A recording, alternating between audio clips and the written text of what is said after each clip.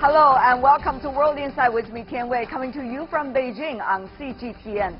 Coming up on today's program, Chinese State Councillor and Foreign Minister Wang Yi in Argentina for the G20 meetings after visits to several European Union countries. What's the deal after the charm offensive of China's top diplomat? And I get up and close with former French Prime Minister Jean-Pierre Raffarin, who was quite frank about his views on world trade and cooperation and the speed of projects under the Belt and Road Initiative.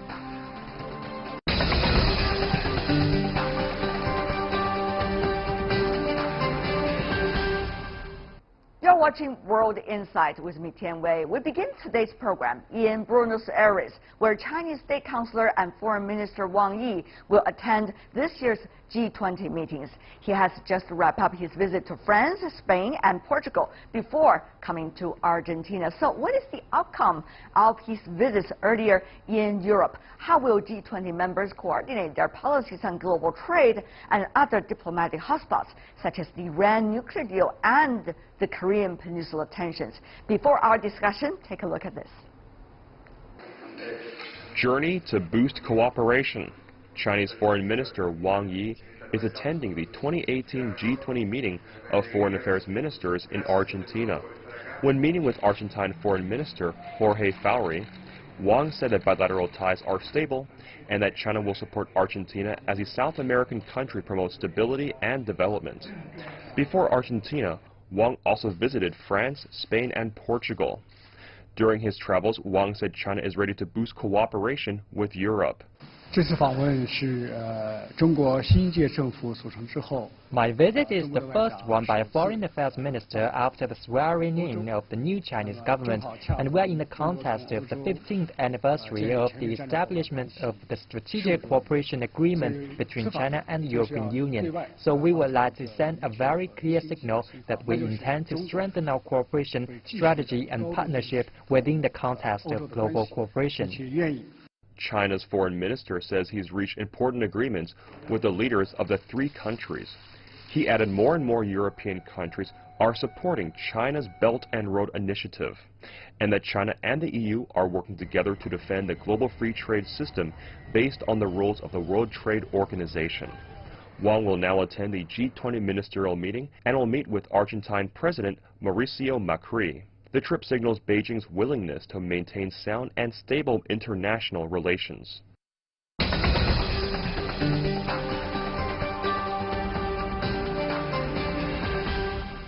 For more on Chinese State Councillor and Foreign Minister Wang Yi's visit to Europe, we are joined in our Beijing studio Professor Liu Baocheng, the Dean of the Center for International Business Ethics from the University of International Business and Economics. And also in Paris, we have Joab Toker, Professor at the American Graduate School in Paris. In London, we invited Ian Begg, a Professorial Research Fellow at the European Institute of London School of Economics and also Associate Fellow at the Chatham House. Gentlemen, welcome to our program. I want to start with you, Mr. Toker. Obviously, for Chinese Foreign Minister and State Councillor's trip to Europe, there are several things that on people's hands. First of all, it is the Iran nuclear deal. How much do you think this kind of exchange will be able to shore up the belief both sides could have about the deal's future? To some significant extent.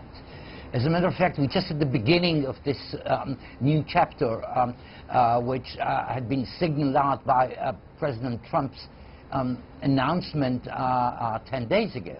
But this is extremely important, I would say, not only in the very immediate sense of what's going to happen over the coming few weeks or months, but perhaps over the entire scene related to the arrival of Mr. Trump at the White House and this new American policy. I would even say, in terms of diplomacy, sort of a new language or new diplomatic language or new nuances of language we have never been accustomed to before, and we are getting accustomed to.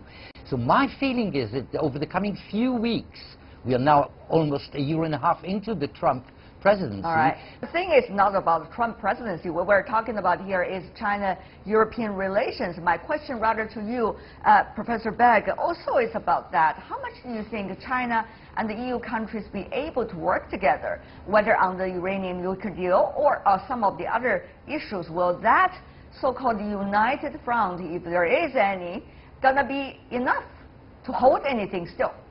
Well, they're certainly going to try, because what Trump's method of working is to throw bombshells into the international system. He's done it with Korea, he's done it with tariff suggestions, now he's done it with the Iran deal.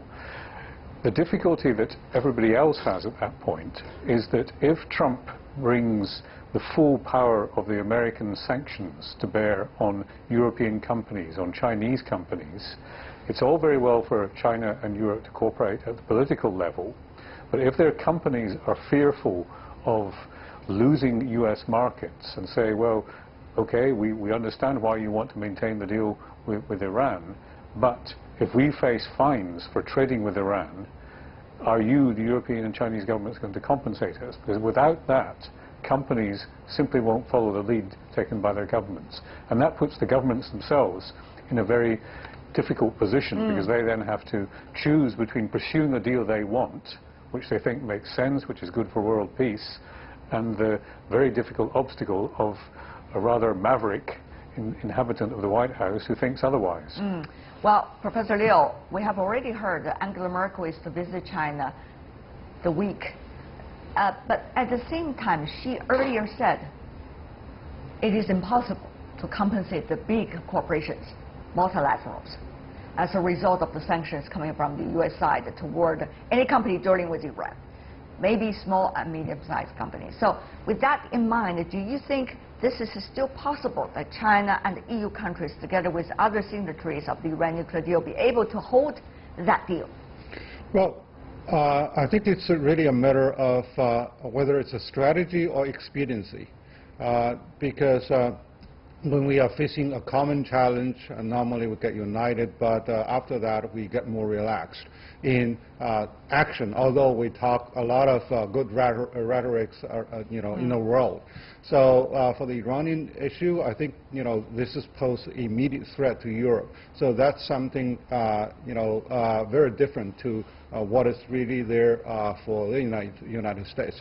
And also Iran is situated between Europe and the Asia. So therefore there is really a common interest that target over there. And plus that ideologically both Europe and China are really defending for the world peace and the multilateralism. So therefore it is time after Donald Trump decided to move the other way for the two biggest economies and two biggest political unities to really work hand in hand towards a common issue that can be addressed. Right. One could probably hear the siren sound in the background of some of the other guests. I hope it is a warning that we are running out of time when it comes to the right things to do. But having said that, though, the right thing, what exactly is the right thing, Mr. Begg? I mean, we are in a very delicate situation, as Professor Toker earlier articulated. About trade, for example, there are several things going on. United States and the EU, yes, at the WTO, there is a trade dispute, and it seems that the WTO is ruling toward the U.S. side for now. Second, United States and China have been in trade discussions, if not in trade disputes, as we have witnessed over the past few months. Thirdly, we also see NAFTA, for example, is still in the process of being negotiated just a few days ago in Mexico City. Meanwhile, other initiatives are also being hotly debated. So it seems that we do not have anything right now, Professor Begg, that countries can hold on to. I think you're Go ahead, sir. I think you're correct, and the big challenge coming up, particularly for the Europeans, is that the period of grace during which Trump said he would not impose tariffs on aluminium and steel against European companies is very soon coming to an end. And if they start to become difficult about something like Iran, or if the Europeans keep insisting on preserving the Iranian deal, Trump is going to say, well, What about my commitment to NATO? There are all these implicit threats in the background that Trump can use, the Americans can use. Now, I think the saving grace in all of this is that we know that Trump, on the one hand, makes promises and keeps them, but also changes his mind quite quickly.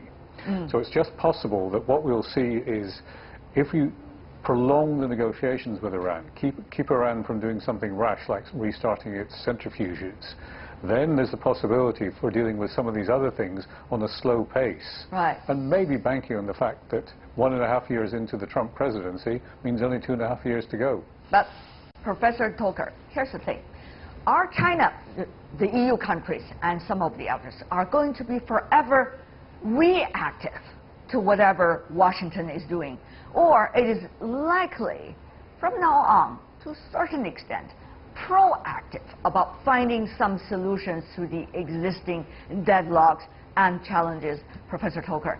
Some argue you cannot rely on the United States anymore. Some argue, well, it is still the biggest power in the world. You have to look at it, what it's doing. Well, this is really a long-haul, long-range question. You may or may not consider that you can rely anymore on the United States position, and still that should not be enough in order to make other major superpowers work together to a level which would be ultimately optimally satisfactory. That is to say that small steps in that direction, for example, regarding China and the EU, would be extremely constructive, although they might not change and alter the overall balance of power because of the U.S. Status as by far the first economic and military power on earth. So this is to put in correlation with what my colleague in London just said, namely, don't forget that there are U.S. internal developments that are knocking on our doors. Don't forget that there are midterm elections in America in about 6 months. Don't forget that the overall status of the Trump presidency, for reasons that have nothing to do with any of the issues we have dealt with, are sort of shaky, to say the least. So we can have a surprise on that part, which would make even more sense for that energy which should be invested by major partners such as EU, in spite of the difficulties, and China, in order to create somehow a more feasible overall balance. Professor Liu, there are initiatives brought up by different sides about maybe some way forward besides what we have seen already existing and debated, questioned by the United States. For example, China's Belt and Road Initiative. I understand, well, in France, Chinese State Councillor Wang Yi did present the achievements of the Belt and Road Initiative since Chinese President Xi Jinping raised the idea 5 years ago. If you take a look at this, in the past half-decade, China's investment to BRI countries has exceeded $60 trillion. Direct flights to 43 countries have been operational, and 75 economic cooperation zones have been opened, creating 200,000 jobs. That is just one slice of many of the things happening between China and many of the European countries. So, Professor Liu, here's the thing. Will these kinds of initiatives be able to win enough hearts and trust so that they can serve the purpose as they have been created? Well, I think Mr. Wang Yi's visit is very important at this critical moment for promoting the Belt and Road, but before which to build a better understanding and empathy over what is being proposed. So that's why China emphasizes this is not really a Marshall Plan, and there's no aggressive edge in there. So it is there. It's only China's initiative that that can also involve the third country impact. So to develop the mostly on infrastructure and to promote trade and investment along the Belt and Road countries. And now the the concept of Belt and Road has been expanded to far more countries and to far more projects that are involved. Right. And this is a very pragmatic approach. So therefore, by convincing the Europeans to buy in this concept and also to bring about very effective and realistic projects that we can really work together, that's something very highly acceptable. Pragmatism, Professor Beck, you know very well. Well, after traveling to China many times, it is always the spirit that seems that the Chinese are very interested in embracing. In that spirit, how much do you think that China and the EU countries, including some of the key European countries, be able to do now? If not Belt and Road, do we have other alternatives with which platform that the countries can operate on? Yes, I think there are a number of areas that we underestimate the degree to which there is common ground between China and European countries. They are, for example, on research. In many areas, the US has been a research leader. China and Europe are research followers to some extent, and they can collaborate in ways that can promote that kind of activity. A second is that the one very striking common phenomenon between China and Europe is aging of the population, which in turn requires social and political responses, where I know from in the past the Chinese Academy of Social Sciences has been very interested in what's happened in Europe in reconfiguring welfare states to try to deal with this long-term challenge. The great difficulty in much of this, though, is that while we can see in Belt and Road and other forms of cooperation, economic partnerships, paving the way for long-term successful relationships between Europe and China, much of what's on the current agenda is very short-term. Trump, Korea, trade tariffs, climate change, all of these things are things that we want to be settled quickly. And this is where there's maybe a disjunction between the longer-term, potentially very successful collaboration between China and Europe and the shorter-term imperatives of dealing with, as I said before, a maverick in the White House. Not only that, there seems to be another issue, Professor Toker, if I could be frank here. That is, it seems that the Europeans, as some say from other parts of the world, are not necessarily predictable when it comes to what exactly will be their policies and their attitudes. It seems a lot is a reflection of what Washington is doing, and therefore making it difficult for the others to have real partners for the longer term with the European countries. Whether that is a fair comment or not, I want to have your views, Professor Toker, and how should the European countries move from here? I understand the complexity about the EU countries. I understand every country has its own politics. I understand the long-term alliance relationship between the European countries and the United States. But now it seems that the world is changing, Professor Toker, as you articulatively pointed out earlier. Well, unfortunately, I think that on the overall scale, your commentary, your judgment is rather true, is rather exact. This is one of the major obstacles right now, and it isn't new. It has been the case for at least one generation, but there were some hopes over the last 2 years, roughly, regarding the capacity of European members of the European Union, different European nations, big ones and small ones, to do some extra effort in order to increase the overall cohesion of the European Union. This has a lot of meaning in terms of European internal affairs, but it has a lot of meaning in terms of the other topics we have discussed up to now. For example, the capacity to create something constructive on the European-Chinese overall policies on the short and on the long run. For example, climate change, which has been mentioned, is an excellent combination of both short, medium and long-range sphere of action in which both the Chinese and the Europeans, even without a lot of cohesion, institutional cohesion amongst them, can go forward regardless to some extent to what might be the decisions and the fallouts coming from Washington. But Professor Liu, you know, action speaks even stronger than words. And actions, there has to be efficiency about thinking about how to have ideas and what ideas, how to implement those ideas. Professor Liu. Well, that's very important because that's why I think China adopted the pragmatic approach that, okay, before we really build full consensus over a number of issues, let's start with specific projects, like the nuclear project working in London and also, many other projects along the Belt and Road. So this is really, showing a very new example, and plus that particularly along the Belt and Road, because the Europeans had an old tradition with many of those Belt and Road countries, and now China is really presenting a new picture. Well, China, by some is accused of the neo-colonization, but over the past few years, the fact that we noticed that the development of infrastructure, the variety of goods provided by Chinese people in those localities really prove that this is really action that has really beat rhetorics. Efficiency, efficiency, and efficiency. Professor Beck? Well, yes. I think the difficulty we have is that if you go out in the street here next to me and say, what do you know about China's Belt and Road policy? You'll be met with a blank stare.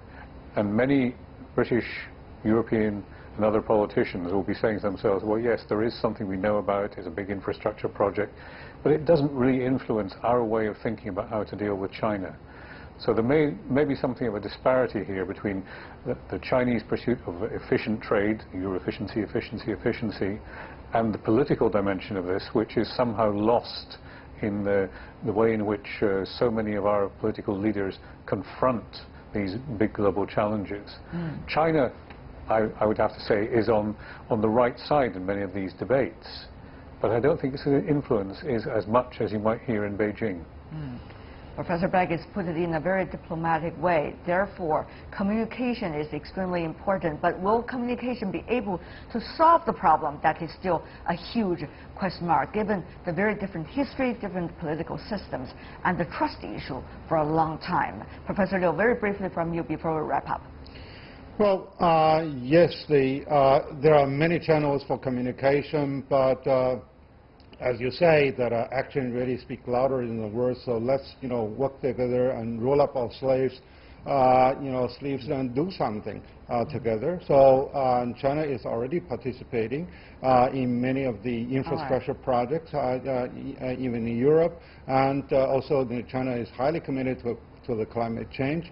So this is something that they improve. I think Europeans are also learning as how to cooperate with China in terms of infrastructure and in terms of technology and investment. We're going to see what's going to happen in the future. Thank you so much, gentlemen, for being with us. Ian Beck, Joab Toker, and Liu Baocheng. Thank you. Really appreciate it.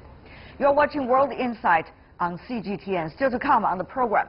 Former French Prime Minister Jean-Pierre Raffarin is emphatic about the course of global trade and cooperation. European projects under the Belt and Road Initiative. We'll interview right after.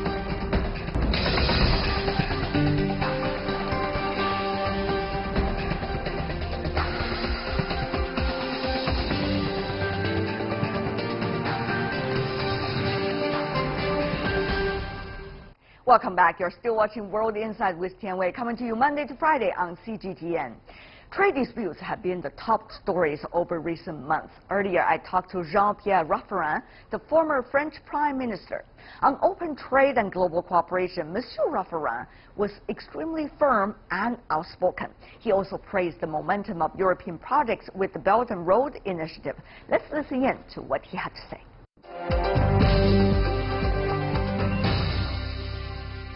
China-U.S. trade dispute. Mr. Prime Minister, what do you make of the latest round? We think that protectionism is not a good way in such a dangerous world. We need to have agreement, we need to have dialogue, and we don't like that one country take alone decisions against another. We think that we have to answer with multilateral dialogue.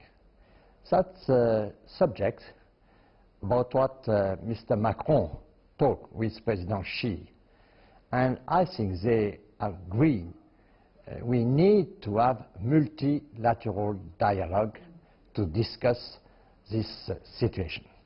But Mr. Prime Minister, you know, people say, well, the European countries could be quite tricky in a way, because if heavy tariffs are being levied on Chinese goods, well, the Europeans are being exempted by the Americans from the heavy tariffs, then the Europeans, when they become realistic, they could just watch whatever is going on and never say a word. That's a bad situation. We can't have one president, Mr. Trump, who is decided alone what happens with the world trade. We need to have cooperation. We need to discuss together. That's the reason why we have answered to the United States that we want to discuss in a multilateral size and not only bilateral discussion. You mean, Mr. Prime Minister, even though the American, for example, the Trump administration give, let's just say French, exemption from the heavy tariffs, you will still proceed with a multilateral platform. Is that what you're saying? Yes, that's our position. We are thinking that we need a world agreement. But what about within the European Union? We know some countries are very outspoken about this, like France. Other countries could be tricky. So will France be able to stand on its own, saying this is what we believe, or it has to come with a quote-unquote consensus coming from the European Union, and then it becomes tricky?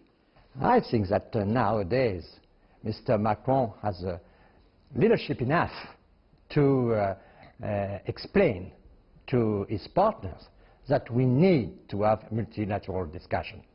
And it could be a bad orientation to decide each by each.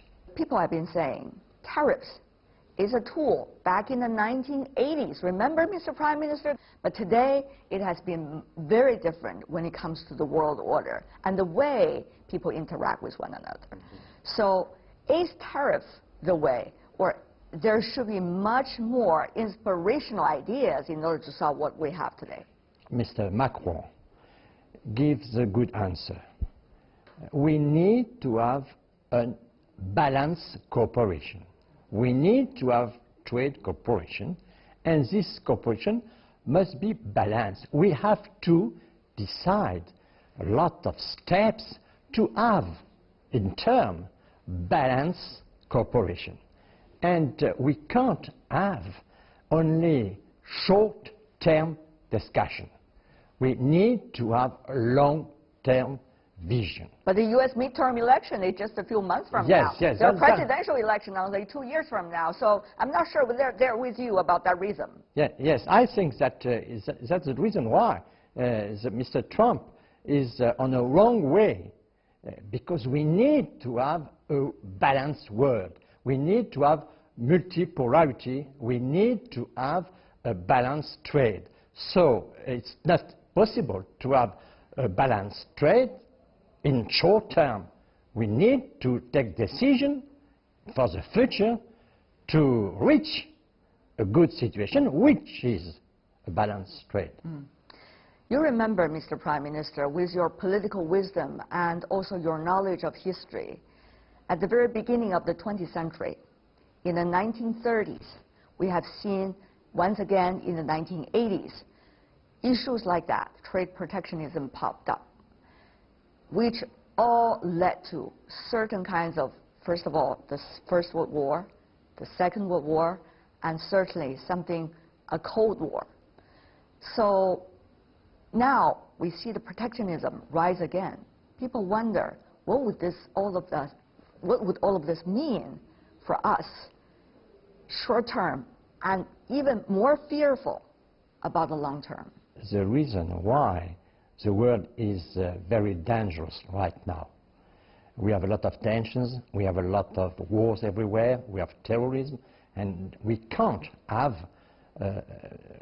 with now the news, we can't have economic war everywhere. So we need to share what we can call the consensus of Teng. We need reforms and we need openness. I have seen how China is becoming again a great country with reforms and openness. Nowadays, every country needs to make reforms, but we need openness. It's stupid to make reforms and to close the borders.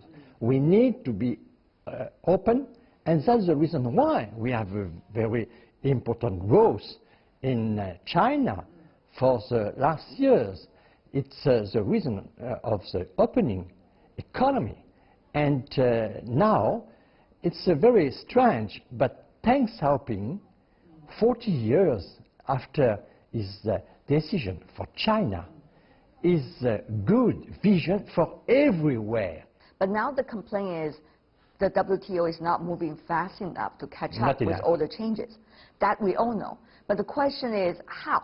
How to make that balance? On the one hand, you rely on international platforms, which tends to be slow, because you need to consult. But on the other hand, you really have urgent issues to resolve. It's a very difficult question, but we know that we can choose the scenario of the past.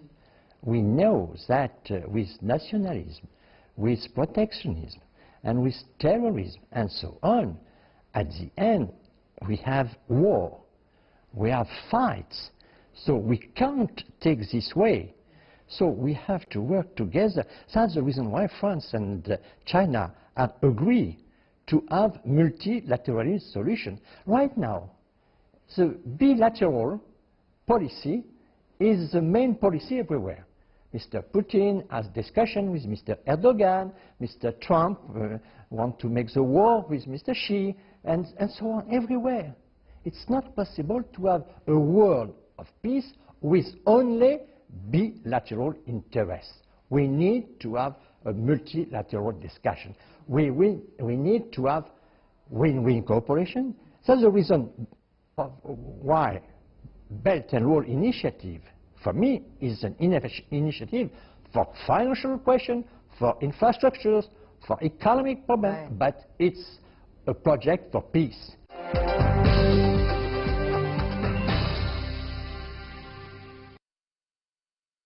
And you also heard from China that in the next years, Chinese, according to the Chinese Foreign Minister Wang Yi, once a week ago in a speech, is likely to purchase 8 trillion worth of goods from all over the world in order to balance the trade and also in order to contribute, and of course to change China's economic structures too. How much opportunity do you think that would provide, in a way, about the structural changes, reform and opening up that we talked about earlier for the other countries? Firstly, is an answer to the United States. And we can't have a discussion which is only between 2 big nations. And when this decision has been taken, Mr. Macron has called Mr. Xi, and he has called also Mr. Trump, and he said, discuss together in this situation. We need to have a discussion at a large scale. So I think that China has no solution if they don't take such a decision, because they have to answer, but it's a short-term answer. We have to organize the discussion right now. Belt and Road Initiative, many people see it in 2 layers. One, their interaction with China. The other thing is much more multilateral than just with China, because it's a platform everybody could talk to each other and cross-talk in a way. How do you think this will provide some immediate opportunities for countries, whether large or small, Mr. Prime Minister? It's a bit difficult because we need to have an European answer, because we have a plan, for example, for infrastructures. It's called the Juncker Plan, and we make a lot of investment in infrastructure. So we have to coordinate what we organize with the Juncker Plan and what we can do with the Belt and Road Initiative. And I think that in the beginning of July, we will have a common answer from the European Commission about Belt and Road Initiative and the participation of Europe, with a good coordination between our own investments and the investments in the initiative of Mr. Xi. So from now to July, not very long time, I'll have to say, Yes, Mr. Prime yes. Minister, when it comes to drawing up with a plan. So what is that last mile for the European Union to come up with a consensus? What is it about? We have already organized a work. For example, in my country, I am in charge of discussion with industrial people, with regions, with a lot of actors to find some big projects in infrastructures to propose to the Chinese to invest together. So I think we will be ready at the beginning of the summer to propose some initiative to our partner in Belt and Road Initiative. Do you think there will still be enough momentum among those countries, France included, to participate and push forward with even more efficiency about the plan? If we can choose good projects. Yes. We don't need to have a global discussion. What is a good project for you? I think good project is project which is already engaged between France and China, and with companies who are working together already. And they can develop this project on the road, some project. I think we need to have concrete discussion, not theoretical discussion. What we want to do. Yes. Are you agree with my project or not? If you are agreeing, actions. You are a fan of always studying governance, lifelong learning about governance. You even read the book of Chinese President Xi Jinping talking about governance. You even you even took some notes about that too, and compare notes with the Chinese President Xi Jinping when you saw him last time. I wonder what was his response to you? These books are very important. Why? Because Mr. Xi writes what he wants to do. That's the reason why I have said many times China is predictable. The 19th Congress is not a surprise. We have seen what the President wants to do, and we have seen what he has written, and we have seen a lot of signal of his action. So I think that the distance of humanity, Belt and Road Initiative, that's not new ideas.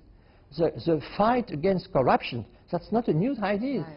That's a very clear strategy. In few years, Mr. Xi is becoming a world leader. He is a leader, and he has a very strong leadership. Mr. Prime Minister, you've been a leader, and you have always been one who's cultivating the governance styles. I want to ask you, what kind of leadership do we want in our world today? Because we see the style of leadership in the current White House. We also see the style of leadership in different parts of the world, of course in China as well. What kind of leadership do you think, Mr. Prime Minister, at the dramatic change time that we need? We need to have leaders with projects, and not only for their country, but for every country. I think that now we need to have cooperation against war. We need to have international cooperation. That's the reason why protectionism is a wrong way. We need to have international cooperation against war. And for having international cooperation, we have to propose projects. You know, Belt and Road is a big project, of course for China, of course for Asia, but also for other countries. And that's a very big 1,000 billion of dollars. It's something like 10 more than Marshall Plan in the past. So it's very important, and it's a project for corporations against war. Right. And the leaders nowadays is a man who is able to propose to the other projects which are good for his country, of course. Everybody has to work for his country and for his people, but also for the other.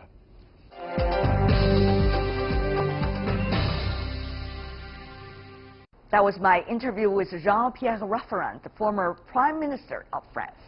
That is all the time we have for today. If you'd like to see more, try to find us World Insight CGTN into your search engine or check out our YouTube channel. Also follow us on Twitter, Facebook, and in Weibo. From me, Tian Wei, and everyone on the World Insight team, thanks for watching, and tune in again next time for insights across China and around the world. Good night.